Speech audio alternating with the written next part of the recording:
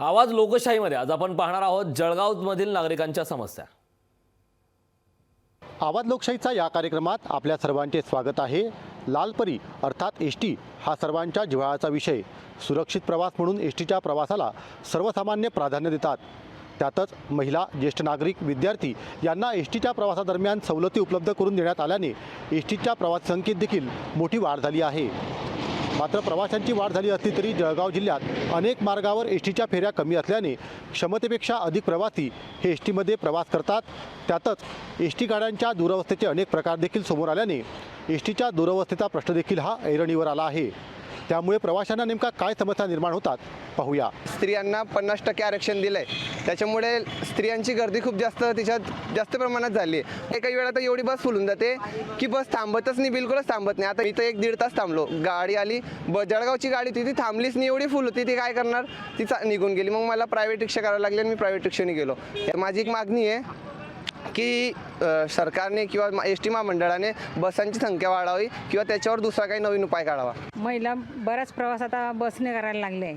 त्यामध्ये वृद्ध महिला आहे, विद्यार्थी आहे, शाळेची विद्यार्थिनी आहेत, पण त्यांना पाहिजे तशी सोय नाही आहे।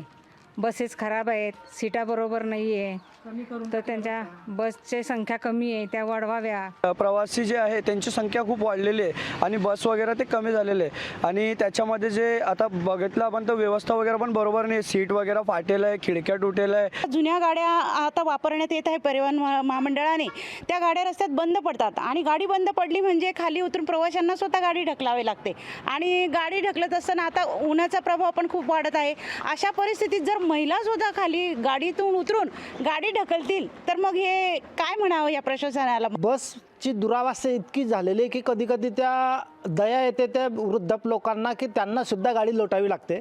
जीर्ण झालेल्या गाड्या ह्या दुरुस्त कराव्यात महाराष्ट्र शासनाने।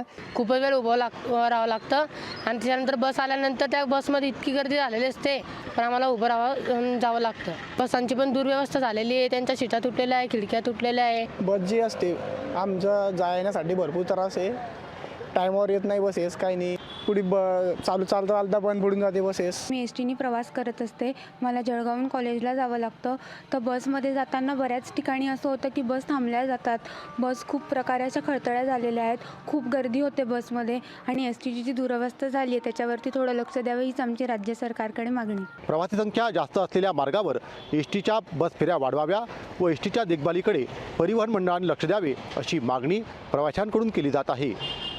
मंगेश जोशी, लोकशाही मराठी, जळगाव। लोकशाही मराठी ऐका, पहा, जागरूक रहा।